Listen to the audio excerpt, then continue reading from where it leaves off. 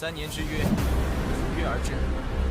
当年你给我萧家的耻辱， आज जो सीरीज मैं लाने जा रही हूँ उस सीरीज का नाम सोल लैंड है। और जैसा कि आपने BTTH को बहुत पसंद किया था तो ये BTTH से भी अच्छी सीरीज मानी जाती है। सो आई होप आपको ये और भी ज्यादा पसंद आएगी। एपिसोड की शुरुआत में हमें पहाड़ों के ऊपर एक सुंदर सा गांव दिखाया जाता है जिसके अंदर बहुत सारे सुंदर घर और इमारतें बनी हुई हैं। असल में ये एक सेक्ट है जिसका नाम टैंगमैन है। अब फिर हमें इस सेक्ट के बाहर वाले जंगल में एक नौजवान को दिखाते हैं जो कुछ एल्डर्स से बचते हुए भाग रहा था। एल्डर्स उसको पकड़ने की कोशिश कर रहे थे और उस पर अटैक भी कर रहे थे, लेकिन वो नौजवान सभी अटैक से बचता हुआ आगे बढ़ रहा था। और ये बात एल्डर्स को बहुत शॉक करती है क्योंकि वो एल्डर्स इतने शक्तिशाली थे कि उनके अटैक से बचना नामुमकिन सा ही होता था। नौजवान का नाम टैंग शैन है और अब भागते भागते आगे एक खाई आ जाती है और अब टैंग शैन रुक जाता है। और यहाँ से हमें ये पता चलता है कि टैंग शैन ने सेक्ट लाइब्रेरी के अंदर घुसकर सीक्रेट टेक्निक सीख ली थी।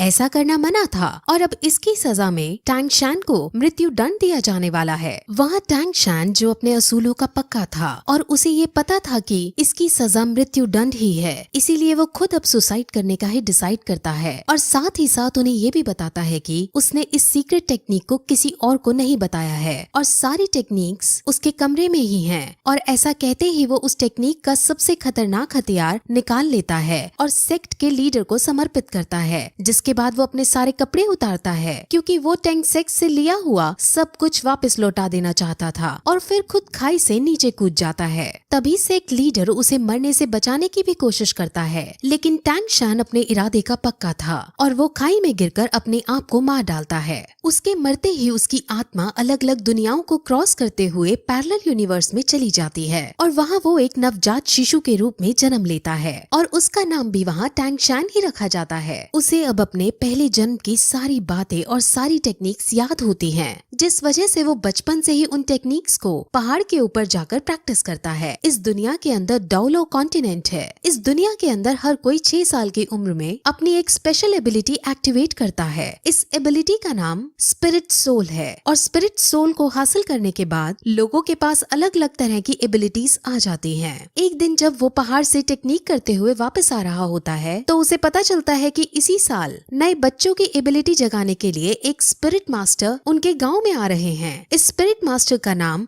सुयू ताओ है और ये रैंक 26 का स्पिरिट ग्रैंड मास्टर है। असल में यहाँ की कल्टीवेशन 1 से 100 में बनती है और इनमें 1 से 10 के रैंक वाले को ट्रेनी कहते हैं, 10 से 20 वाले को स्पिरिट मास्टर कहते हैं, 21 से 30 वाले को स्पिरिट ग्रैंड मास्टर कहते हैं, 31 से 40 वाले को स्पिरिट एल्डर कहते हैं और ऐसे ही इनकी रैंक के अनुसार ये बनते हैं और इनके बारे में हमें अब आगे पता चलेगा। अब सब बच्चों की एबिलिटीज जगाने के लिए इस गांव का चीफ सारे बच्चों को इकट्ठा करता है। अब गांव के सारे बच्चे एक साथ इकट्ठा होकर एक बिल्डिंग में जाते हैं जहाँ पर स्पिरिट मास्टर एक एक करके उनकी एबिलिटीज को जगाता है। वहाँ पर टैंग शैन भी मौजूद है और वो भी यहाँ अपनी एबिलिटी को अवेकन करने आया होता है। तब उनकी एबिलिटीज को जगाने से पहले सब बच्चों को अपनी शक्ति दिखाता है और अपने अंदर एक भेड़िए जैसी शक्ति बुला लेता है, जिससे सब बच्चे बहुत शॉक होते हैं और एक्साइटेड हो जाते हैं। और अब एक एक करके बच्चे अपनी अपनी स्पिरिट सोल को जगाने के लिए आगे आते हैं। अब जो पहला बच्चा आगे आता है उसकी स्पिरिट सोल एक दारांत यानी सिकल होती है जो कि एक टूल टाइप स्पिरिट सोल है। अब इसे देखकर स्पिरिट मास्टर उनको बताता है कि ये वेपन के लिए तो काम नहीं आ सकती, लेकिन इस टाइप के लोग एग्रीकल्चर यानी फार्मिंग के अंदर बहुत अच्छे होते हैं। अब वो उसकी सोल पावर को चेक करता है। सोल पावर किसी भी स्पिरिट सोल को ट्रेन करने के लिए बहुत जरूरी होती है। अब जब उसकी सोल पावर को चेक करते हैं तो उसकी सोल पावर 0 आती है, जिसका मतलब वो अपनी स्पिरिट सोल को ट्रेन नहीं कर सकता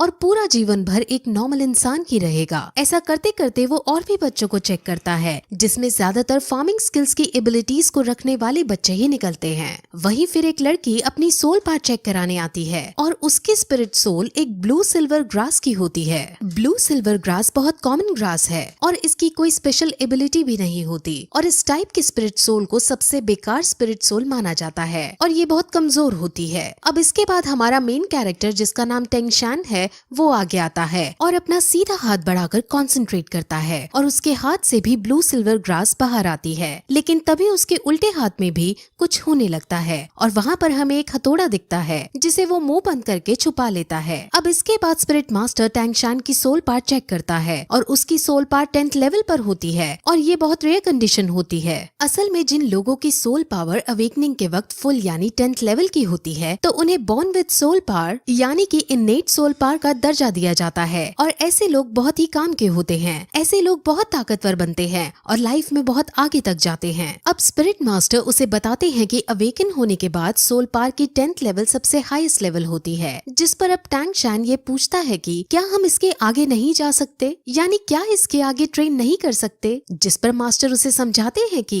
इससे आगे ट्रेन करने के लिए हर 10th लेवल के बाद एक स्पिरिट रिंग हासिल करने की जरूरत होती है। स्पिरिट रिंग हासिल करने के बाद ही हम 10th लेवल से आगे बढ़ सकते हैं। बिना स्पिरिट रिंग के हासिल किए कोई आदमी कितना भी ट्रेन क्यों न हो वो 11th लेवल पर नहीं पहुंच सकता। अब टैंगशान उससे ये पूछता है कि क्या तुम्हारे पास 2 स्पिरिट रिंग है, क्योंकि मास्टर की रैंक 26 है और उसे 10th लेवल और 20th लेवल को पार करने के लिए एक स्पिरिट रिंग की जरूरत पड़ी थी। स्पिरिट रिंग्स यूजर को उनके स्पिरिट सोल के मुताबिक उनको अलग अलग स्पेशल पावर भी देती है। अब ऐसा कहकर वो हॉल से बाहर आ जाते हैं और अब स्पिरिट मास्टर जाने लगते हैं। अब गांव के चीफ और टैंगशान के घर जाते हैं और वहाँ उसके पिता को टैंगशान के पावर्स के बारे में सब कुछ बताते हैं और उसको जीनियस कहकर पुकारते हैं। टैंगशान के पिता का नाम टैंग हाउ है। टैंग हाउ अब अपने बेटे से उसके स्पिरिट सोल के बारे में पूछता है और उसे अपने बेटे से उसके स्पिरिट सोल के बारे में पता चलता है, जो कि ब्लू सिल्वर ग्रास है। अब ये सुनकर उसका पिता शॉक होता है क्योंकि उसे पता था कि उसके बेटे की स्पिरिट सोल तो क्लियर स्काई हैमर होनी चाहिए। इस लाइन से आप कंफ्यूज ना हो, इसके बारे में डिटेल में आगे बताया जाएगा। अब गांव के चीफ ये चाहते थे कि टैंगशान शहर की एक एकेडमी में जाकर ट्रेनिंग करे, लेकिन टैंग हाउ साफ मना कर देता है। अब क्यों मना किया है ये भी हमें आगे पता चलेगा। गांव का चीफ बहुत शॉक होता है और उससे लड़ता भी है क्योंकि इतने बड़े टैलेंट को घर में रखना सही नहीं है, इसको बाहर जाकर बेस्ट ट्रेनिंग हासिल होनी चाहिए। अब चीफ के बार बार समझाने पर भी टैंग हाउ नहीं मानता और चीफ अब वहाँ से चला जाता है। अब टैंग हाउ को ये लगता है कि उसके इस डिसीजन से उसका बेटा नाराज होएगा, लेकिन टैंगशान उसके इस डिसीजन से नाराज होने की बजाय उनकी बातों से संतुष्ट दिखाई देता है और कहता है कि हम एक लोहार की तरह भी अपना गुजारा चला सकते हैं। अब टैंग हाउ निराश होकर बैठ जाता है और वो दुखी होते हुए सभी स्पिरिट मास्टर्स को बेकार बताता है। अब टैंग हाउ टैंगशान से अपने स्पिरिट सोल को दिखाने को कहता है, जिस पर टैंगशान अपने हाथ से उसे ब्लू सिल्वर ग्रास निकाल कर दिखा देता है और ये देखकर वो बहुत चौंक जाता है। लेकिन तभी टैंगशान उसे अपनी एक और स्पिरिट सोल के बारे में बताता है और अपने दूसरे हाथ से क्लियर स्काई हैमर को बाहर निकालता है। अब ये देखकर टैंग हाउ को कुछ याद आता है कि कैसे कुछ साल पहले वो और उसकी वाइफ कुछ लोगों से बचकर भाग रहे थे और उसकी वाइफ अपने पति और अपने बच्चे को बचाने के लिए खुद को सैक्रिफाइस कर देती है। और अब यहाँ से हमें पता चलता है कि उसकी वाइफ की स्पिरिट सोल भी ब्लू सिल्वर ग्रास होती है। अब फिर टैंग हाउ अपने बेटे की डबल स्पिरिट सोल को देखकर उसे गले लगा लेता है और उसे अब एक बात समझाता है और कहता है कि तुम हमेशा अपने उल्टे हाथ के हैमर से अपने सीधे हाथ की ग्रास को प्रोटेक्ट करना। अब इसके बाद टैंग हाउ टैंगशान को लेकर काम सिखाने लगता है और उसको इस काम की अलग अलग टेक्निक सिखाता है और इन सभी टेक्निक्स की मदद से टैंगशान अब अपने पिछले जन्म की मेमोरीज का यूज करता है और उनकी मेमोरीज से वो कुछ हिडन वेपन्स बनाता है। अब अगले दिन टैंग हाउ अपने बेटे को शहर जाकर ट्रेनिंग करने की इजाजत दे देता है और साथ में ये भी कहता है कि वहाँ तुम अपना खर्चा लोहार का काम करके चला लेना। लेकिन शहर पढ़ने जाने के लिए टैंग हाउ उसके सामने कुछ शर्तें रखता है।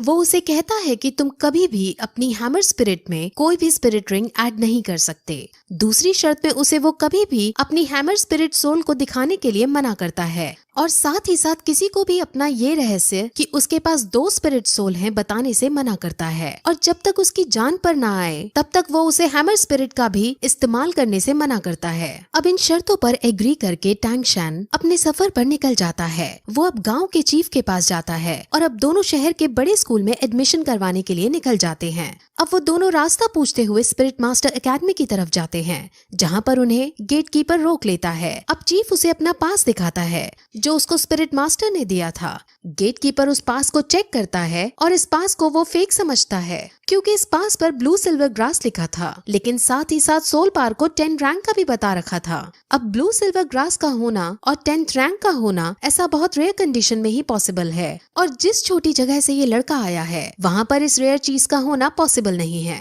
अब चीफ और गेट कीपर की बहस होने लगती है और उनकी बहस इस कदर पहुंच जाती है कि गेट कीपर चीफ पर हाथ उठा देता है, लेकिन तभी टैंग शैन उसके हाथ को पकड़ लेता है और उसको नीचे गिरा देता है। टैंग शैन को अब बहुत गुस्सा आ चुका था और वो उसे मारने के लिए अपना हिडन वेपन एक्टिवेट कर देता है, लेकिन तभी एक आदमी वहाँ आता है और उन्हें रोकने की कोशिश करता है। इस आदमी को यहाँ पर सभी लोग ग्रैंड मास्टर कहते हैं और वो उनकी लड़ाई बंद करवाने के बाद उसको अंदर एडमिशन के लिए ले जाता है। अब रास्ते में टैंग शैन और ग्रैंड मास्टर कई तरह की बातें करते हैं, जिसमें ग्रैंड मास्टर अपनी आइडेंटिटी बताते हुए कहते हैं कि वो यहाँ का ग्रैंड मास्टर है और अगर टैंग शैन ग्रैंड मास्टर से कुछ सीखना चाहता है तो वो उसको टीचर बुला सकता है। अब वो और भी बातें करते हैं और क्योंकि ग्रैंड मास्टर ने उसका एडमिशन पास देखा होता है तो वो उससे कहता है कि तुम बहुत इंटेलिजेंट हो और उसे ये भी बताता है कि पिछले 100 सालों के अंदर तुम तीसरे आदमी हो जिसके पास 2 स्पिरिट सोल हैं। ये सुनकर टैंग शैन चौंक जाता है और अपने हिडन वेपन को फिर से एक्टिवेट करने के लिए रेडी हो जाता है। दरअसल वो ऐसा इसलिए करता है क्योंकि उसके पिता ने उसे कहा होता है कि उसकी 2 स्पिरिट सोल के बारे में किसी को नहीं पता चलना चाहिए और अब वो अपने इस खतरे को हटाने के लिए अपना हिडन वेपन एक्टिवेट करता है। लेकिन तभी ग्रैंड मास्टर उसे अब ये बताता है कि आखिर उसे इन सब के बारे में कैसे पता चला। असल में ग्रैंड मास्टर बहुत ज्यादा इंटेलिजेंट है और उसने पहले भी बहुत सारी रिसर्च कर रखी थी। उसमें उसे पता चला था कि दुनिया के अंदर ब्लू सिल्वर ग्रास वाली स्पिरिट सोल के सिर्फ 647 लोग हैं और उनमें से सिर्फ 16 के पास सोल पावर है और उन 16 की भी रैंक 1 से ज्यादा नहीं है। सोल पावर हमेशा स्पिरिट सोल की क्वालिटी के प्रोपोर्शन में रहती है, जिस वजह से ब्लू सिल्वर ग्रास की फुल सोल पावर नहीं हो सकती। इसीलिए ग्रैंड मास्टर श्योर है कि इसके पास 2 स्पिरिट सोल हैं। अब उनकी ये सब बातें सुनकर टैंग शैन समझ जाता है कि ये ग्रैंड मास्टर बहुत समझदार आदमी है और वो तुरंत उसके सामने झुककर उन्हें अपना गुरु बनने के लिए प्रार्थना करता है और अब ग्रैंड मास्टर उसे अपने डिसाइपल के रूप में एक्सेप्ट कर लेते हैं। अब फिर वो दोनों स्कूल के अंदर प्रिंसिपल के पास जाते हैं और प्रिंसिपल उसका एडमिशन पास देखता है। उसे भी थोड़ा अजीब लगता है कि ये ब्लू सिल्वर ग्रास है लेकिन इसकी सोल पावर फुल है, लेकिन साथ में ग्रैंड मास्टर को देख वो उसको एडमिशन दे देता है। ग्रैंड मास्टर हालांकि यहाँ का कोई टीचर नहीं है, लेकिन प्रिंसिपल और बाकी सब ग्रैंड मास्टर की बहुत इज्जत करते हैं और ग्रैंड मास्टर का रुतबा पूरे शहर के अंदर है। अब टैंग शैन को हॉस्टल 7 अलॉट किया जाता है और अब वो अपने हॉस्टल के अंदर जाने लगता है। जैसे ही वो अपने हॉस्टल का गेट खोलता है वैसे ही वहाँ एक बच्चा उस पर अटैक कर देता है। टैंग शैन उस बच्चे से लड़ता है और दोनों के बीच फाइट होने लगती है। इस फाइट में टैंग शैन आसानी से उस बच्चे को मार दे देता है और सब बच्चे टैंग शैन के लिए ताली बजाने लगते हैं। अब फिर वो बच्चा खड़ा होता है और सम्मान पूर्वक उसे बताता है कि ये हॉस्टल का एक ट्रेडिशन है। यहाँ जो भी नया बच्चा आता है उससे यहाँ का बिग बॉस लड़ाई करता है और अगर वो नया बच्चा जीत जाता है तो उसे यहाँ का बिग बॉस बना दिया जाता है। अब क्योंकि टैंग शैन जीत गया था इसलिए सब उसके सामने झुक जाते हैं और उसे अपना बिग बॉस कहने लगते हैं। और तभी फिर हम ये देखते हैं कि वहाँ एक नई लड़की आती है। उस नई लड़की का नाम लिटिल वू है और अब परंपरा के अनुसार टैंग शैन इस लड़की पर अटैक कर देता है और फिर यही ये एपिसोड इस तरह खत्म हो जाता है।